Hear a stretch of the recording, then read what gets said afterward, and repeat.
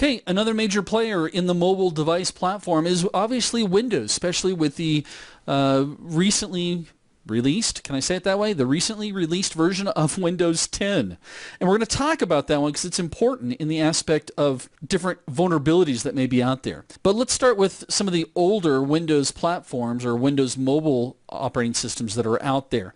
Some of the vulnerabilities that they were open to that we could use in our pen test. Not all of the devices were upgradable to the Windows 10 platform. So one of the things we could do is, guess what? Send them a text. You're, what, Dale? Send them a text? Yeah, there was actually a specific text message that I could send to a Windows phone that would cause it to reboot or even turn off. Talk about the mother of all denial of service attacks. I'll just shut your phone off. We could also use a program like Window Break to go through and actually jailbreak, which is, I know we're stealing the term from Windows, but it's the same concept, or unlock the Windows phone, again, to see if the vulnerability exists there. We'd also like to check for on-device encryption, see if there's any way to bypass or gain access to the data on the phone without any type of password or PIN. Sometimes this is as easy as plugging the phone into a laptop, like you're going to transfer files. The phone may require a PIN to actually operate the phone, but plugging it in many times just turns it into a hard drive and I can just pull the data off. Well, if it's not encrypted, yeah, that didn't do me much good, right? And when it comes to the older versions of the Windows Phone platform,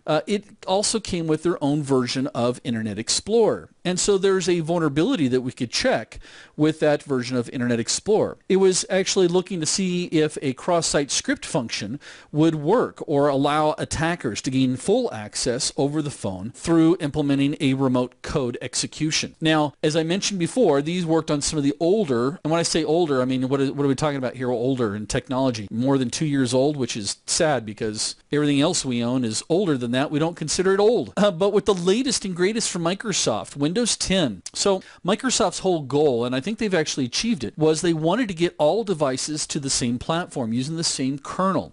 Well, any vulnerability that you discover now for Windows 10, you need to worry about the mobile platform because Windows 10 running on a mobile device it's a little bit more stripped down, but it's basically the same operating system. So you'll want to keep up to date as far as, you know, what vulnerabilities have just come out for Windows 10 and start thinking about the mobile side too. Please.